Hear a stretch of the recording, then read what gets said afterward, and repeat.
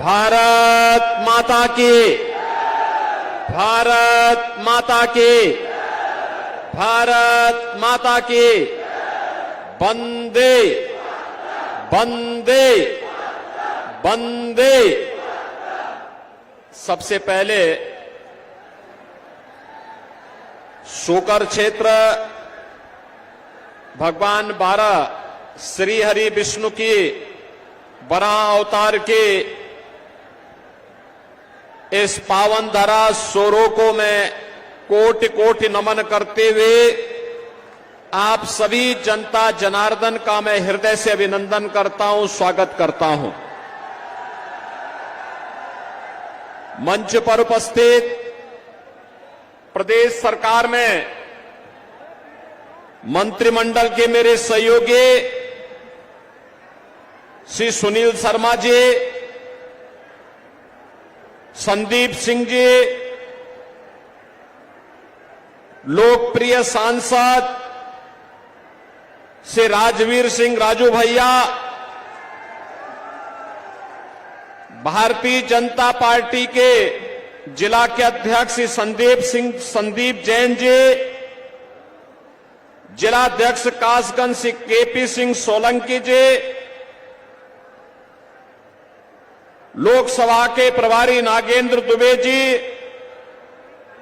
लोकसभा के संयोजक श्री प्रतेंद्र पाल सिंह पप्पू भैया,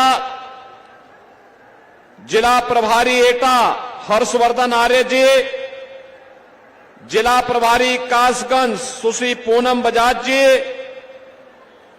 हमारे विधायक गण श्री वीरेंद्र सिंह लोधी जी, विपिन वर्मा डेविड जी, आशीष यादव आसू जी, रजनीकांत माहेश्वरी जी, देवेंद्र राजपूत जी, हरिओम वर्मा जी, अध्यक्ष जिला पंचायत कासगंज श्रीमती रत्नेश कश्यप जी, पूर्व विधायक ममतेज साक्य जी, पूर्व विधायक ठाकुर रज्जन पाल सिंह जी, ठाकुर शिवराज सिंह जी, आज के इस कार्यक्रम में उपस्थित भारतीय जनता पार्टी और सहयोगी दलों के सभी पदाधिकारीगण, भारी संख्या में उपस्थित एटा संसदीय क्षेत्र और कासगंज से जुड़े हुए मेरे सभी बहनों और भाइयों, लोकसभा चुनाव 2024 तीसरे चरण के चुनाव के क्रम में आज मुझे सरदेव बाबूजी की कर्म भूमि एटा में आपके बीच में आने का अवसर प्राप्त हुआ है। बहनों और भाइयों, सतयुग में श्री हरि विष्णु के अवतार के रूप में बड़ा भगवान ने हिरण्याक्ष का यहीं पर वध करके इस धराधाम पर धर्म और न्याय की स्थापना करने का काम किया था। और यही कारण है कि भारतीय जनता पार्टी की सरकारों ने सोरो क्षेत्र को उसका पुरातन स्वरूप देने के लिए राजू भैया के प्रस्ताव पर जो कार्य प्रारंभ किया है, आने वाले समय में सोरो क्षेत्र भी एक महातीर्थ के रूप में विकसित होकर के यहां की जनभावनाओं का सम्मान करेगा। बहनों और भाइयों, यह कार्य केवल भारतीय जनता पार्टी ही कर सकती है। आप सब इस बात को जानते हैं। पहले एक कांग्रेस और सपा के लोग कहते थे ना, जब हम लोग कहते थे रामलला हम आएंगे, मंदिर वहीं बनाएंगे, तो ये लोग कहते थे कि देखो ये मजाक कर रहे हैं, ये बना ही नहीं पाएंगे। समाजवादी पार्टी के लोग कहते थे कि परिंदा भी पर नहीं मार सकता, और कांग्रेस के लोग कहते थे कि राम तो हुए ही नहीं। और बहनों और भाइयों, सरदेव कल्याण सिंह जी का त्याग, मोदी जी का नेतृत्व, आप सबके आशीर्वाद से अयोध्या में रामलला का भव्य मंदिर का निर्माण हो गया है। कल देश की राष्ट्रपति जी भी वहां राम मंदिर में दर्शन करने के लिए गई। पहली बार भारत का कोई राष्ट्रपति, महामहिम राष्ट्रपति राम जन्मभूमि दर्शन करने के लिए गया और पूरा देश अभिभूत होकर के देख रहा था वह दृश्य। बहनों और भाइयों, भगवान राम के प्रति जो द्रोह करने वाले लोग थे, वे भी आपके पास हैं, आपके सामने हैं, और राम भक्तों की टोली भी आपके सामने है। और इसीलिए मैं आपके बीच आया हूं कि जिन लोगों ने सरदेव कल्याण सिंह जी का अपमान किया, याद करिए, कल्याण सिंह जी प्रदेश के मुख्यमंत्री थे, कल्याण सिंह जी की पूर्व गवर्नर भी थे, जनप्रतिनिधि रहे, कई बार विधायक और सांसद भी थे। लेकिन जब उनकी दुखद मृत्यु हुई तो समाजवादी पार्टी ने संवेदना के 2 शब्द भी नहीं व्यक्त किए। बहनों और भाइयों, हमारे नेता को अपमानित करने वाली समाजवादी पार्टी, राम को नकारने वाली समाजवादी पार्टी, आपकी आस्था के साथ खिलवाड़ करने वाली सपा और कांग्रेस क्या आपका वोट पाने का अधिकारी है? क्या आपका वोट पाएगी? क्या अगर इनके कारनामों का मैं किस्से सुनाना प्रारंभ कर दूंगा तो बहनों और भाइयों बड़ा लंबा समय लगेगा। मैं आज आपके बीच में केवल कुछ मुद्दों पे चर्चा करने के लिए आया हूं। मैं अभी यहां पर आया था और मुझे यहां पे बताया गया कि अहल्या समाज को प्रमाण पत्र दिलाने के बारे में। बहनों और भाइयों, अहल्या समाज आजादी के 2-3 वर्षों तक, 4-5 वर्षों तक उन्हें आरक्षण का लाभ मिल रहा था। कांग्रेस की शरारत के नाते उनको उनकी मूल जाति से आरक्षण की सुविधा से वंचित करने का पाप कांग्रेस ने किया है, कांग्रेस ने। और याद करिए, अहल्या समाज को मैंने स्वयं लखनऊ बुलाया था और उनके बारे में मैंने स्वयं भारत सरकार को प्रस्ताव भेजा है कि इनको भी अनुसूचित जाति की सुविधा का लाभ मिलना चाहिए। बहनों और भाइयों, यही नहीं, बघेल पाल समाज और धनगढ़, बघेल, एसपी सिंह बघेल भारतीय जनता पार्टी के सांसद हैं। अजीत पाल भारतीय जनता पार्टी के विधायक और प्रदेश सरकार में मेरे सहयोगी मंत्री हैं। भारतीय जनता पार्टी अकेली पार्टी है। याद करिए, समाजवादी पार्टी के समय में जब राजू पाल की हत्या हुई थी और जब एक माफिया ने उमेश पाल की हत्या की थी, तो बहनों और भाइयों, माफिया कैसे मिट्टी में मिल गया है यह सबको पता है।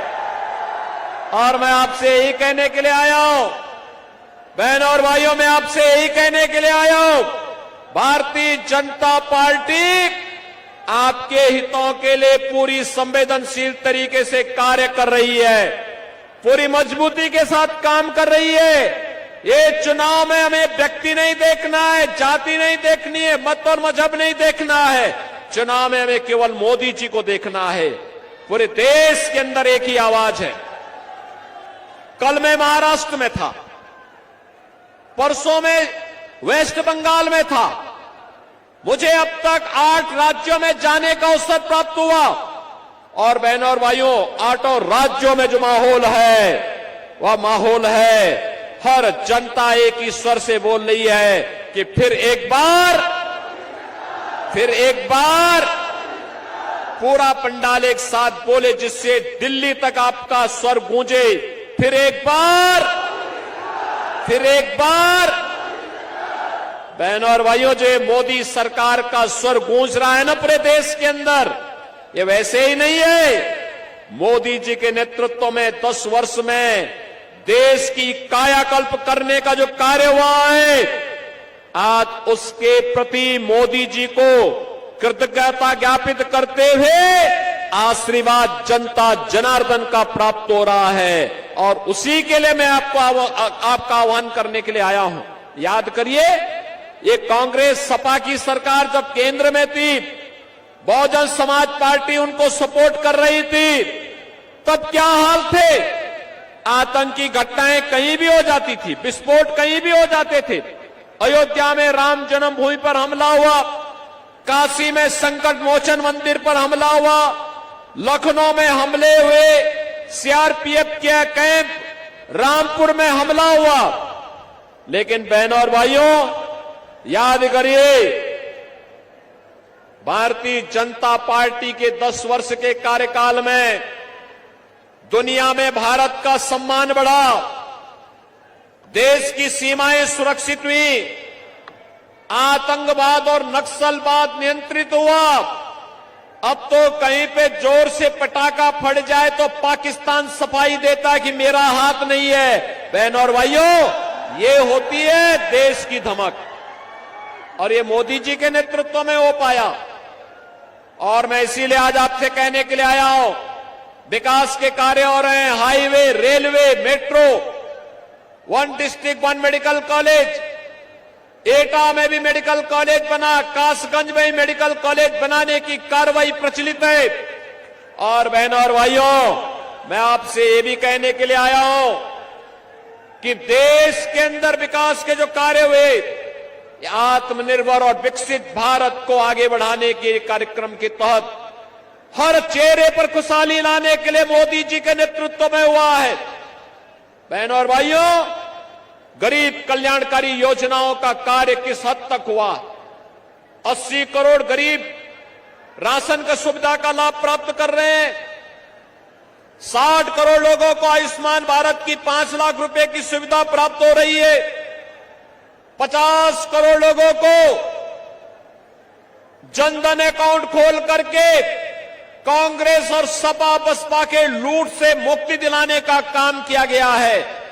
और यही नहीं, 12 करोड़ किसानों को किसान सम्मान निधि, 12 करोड़ घरों में शौचालय का निर्माण, 10 करोड़ गरीबों के घर में उज्ज्वला योजना का रसोई गैस का सिलेंडर पहुंचना। और हमने तो उत्तर प्रदेश में यह भी किया है कि हर उस उज्ज्वला योजना का कनेक्शन धारी को होली और दीपावली में फ्री में रसोई गैस के सिलेंडर भी उपलब्ध करवाने का काम करेंगे। हम तो उपलब्ध करवा रहे हैं। 4 करोड़ गरीबों के घर में मकान बन गए। बहनों और भाइयों, इतना काम मोदी जी के नेतृत्व में। और मोदी जी ने कहा है अगले 5 वर्ष में 3 करोड़ अन्य लोगों को मकान देंगे। राशन की सुविधा 5 वर्ष तक लगातार जारी रहेगी। आयुष्मान भारत की सुविधा भी जारी रहेगी। मैं तो आपसे कहने के लिए आया हूं, बहनों और भाइयों, कांग्रेस और सपा के गठबंधन से सावधान हो जाइए।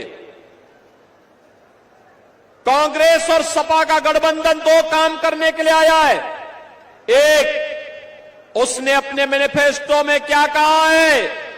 कांग्रेस कहती है सत्ता में आएंगे तो मुसलमानों को पिछड़ी जाति और अनुसूचित जाति के आरक्षण में से हिस्सा काट करके मुसलमानों को देंगे। क्या आप इसको स्वीकार करेंगे क्या? अरे तो बाबा साहब भीमराव अंबेडकर के संविधान का पान है। बाबा साहब भीमराव अंबेडकर ने कहा था कि देश के अंदर धर्म के आधार पर आरक्षण नहीं होना चाहिए, लेकिन कांग्रेस जानबूझ करके देश का इस्लामीकरण करने की नियत से देश के अंदर तालिबानी शासन की व्यवस्था लागू करने की दिशा से देश को फिर से विभाजन की ओर धकेलने का कुत्सित प्रयास कर रही है। बहनों और भाइयों, एक तरफ यह आपके आरक्षण पर सेंध लगाने का काम कांग्रेस और सपा के लोग करेंगे और दूसरी तरफ ये क्या कहते हैं अल्पसंख्यकों को उनकी रुचि के अनुरूप खान पान की स्वतंत्रता देंगे। बहनों और भाइयों, मैं पूछना चाहता हूं, ऐसा कौन सा भोजन है अल्पसंख्यकों का जो बहुसंख्यकों से इतर हो, और जो बहुसंख्यक समाज जिसको पसंद नहीं करता है वह तो एक ही भोजन है और वह है मुसलमान गौमांस खाता है, हिंदू गौमांस से विरोध करता है, परहेज करता है, कहता है हम नहीं खाएंगे। वहां उत्तर प्रदेश के अंदर गौ हत्या पे प्रतिबंध है। क्या आप कांग्रेस और सपा की साजिश में आएंगे? क्या गौ हत्या करने देंगे? क्या गौ कसी करने देंगे? इसका मतलब यह है कि कांग्रेस और सपा को दिया जाने वाला कोई भी वोट महापाप का कारण बनेगा और हम पाप नहीं होने देंगे। यह हम सबका संकल्प होना चाहिए। और इसीलिए मैं आया हूं आपसे कहने के लिए, बहनों और भाइयों, मैं आपसे इसीलिए कहने के लिए आया हूं कि सरदेव बाबूजी कल्याण सिंह जी ने पूरा जीवन प्रदेश के विकास के लिए, अयोध्या में श्री राम जन्मभूमि के लिए उन्होंने अपनी कुर्सी तक को ठुकराने का काम कर दिया था। और बहनों और भाइयों, आज जब सरदेव कल्याण सिंह जी का सपना साकार हुआ है, अयोध्या में राम मंदिर का निर्माण हुआ है, तो एटा, कासगंज और अलीगढ़ के लोगों के चेहरे पर तो खुशहाली होनी चाहिए। खुशहाली है ना? है कि नहीं है खुशहाली? मुझे एक बात बताओ, क्या ये राम मंदिर का निर्माण एक कांग्रेस, सपा, बसपा के लोग करा पाते? क्या ये लोग करा पाते? क्या ये फ्री में राशन ये लोग दे पाते? और जो ये सुरक्षा, देखो एक तरफ राम मंदिर बन गया और दूसरी तरफ बड़े बड़े माफियाओं का राम नाम सत्य है कि यात्रा भी निकल गई है। क्या ये लोग, इस सपा और बसपा और कांग्रेस के लोग कर पाते? बहनों और भाइयों, मैं यही कहने के लिए आया हूं, जब आपको सपा, बसपा, कांग्रेस न सुरक्षा दे सकती है, न सम्मान दे सकती है, न ही आपकी समृद्धि में सहायक हो सकती है, और न शोरों का विकास करा सकती है, न यहां के हस्तशिल्पियों को सम्मान दिला सकती है, न नौजवानों को आजीविका दे सकती है, और न ही आपकी आस्था का सम्मान ही कर सकती है, तो इस समस्या को हमें पालना ही क्यों है? इसको कतई वोट मत दीजिए। मेरी आपसे अपील होगी, राजू भैया को भारतीय जनता पार्टी और एनडीए ने अपना प्रत्याशी बनाया है, अपना दल भी है, निषाद पार्टी भी है, निषाद पार्टी सपोर्ट कर रही है, अपना दल सपोर्ट कर रही है, राजभर पार्टी समर्थन कर रही है और राष्ट्रीय लोक दल भी समर्थन कर रही है। और इसीलिए मेरी आपसे अपील होगी कि सरदेव बाबूजी के प्रति श्रद्धांजलि व्यक्त करते हुए आत्मनिर्भर भारत के लिए, विकसित भारत के लिए मोदी जी को फिर से देश की सत्ता सौंपने के लिए श्री राजवीर सिंह राजू भैया को हम यहां पे फिर से सांसद बना करके भेजेंगे। सहमत हैं? सहमत हैं? पूरा एटा और कासगंज के लोग इस आवाज को घर घर तक पहुंचाएंगे। बहनों और भाइयों, 7 मई को चुनाव है, आज 2 मई हो गई, 3 दिन और प्रचार होगा। और मेरी आपसे अपील होगी, चुनाव के दौरान प्रत्याशी घर घर नहीं जा सकता। आप क्या घर घर जाएंगे राजू भैया बन करके? जाएंगे? मोदी जी का और योगी जी का प्रतिनिधि बन करके जाएंगे? और बहनों और भाइयों, घर घर जाकर के लोगों से कहना, विकास सुरक्षा की जिम्मेदारी बीजेपी सरकार की, और वोट कमल छाप पर देंगे तो समृद्धि भी आएगी और सुरक्षा भी और पुख्ता होगी। बोलेंगे? बोलेंगे? 7 मई को पहला मतदान, फिर जलपान के संकल्प के साथ आगे बढ़ेंगे, अधिक से अधिक मतदान करवाएंगे, भाजपा को जिताएंगे। तो मेरे साथ बोलेंगे, भारत माता की, जहां तक आवाज जा रही है दोनों हाथ उठा करके बोलेंगे भारत माता की, भारत माता की, भारत माता की। वंदे वंदे वंदे। जय श्री राम, जय जय श्री राम।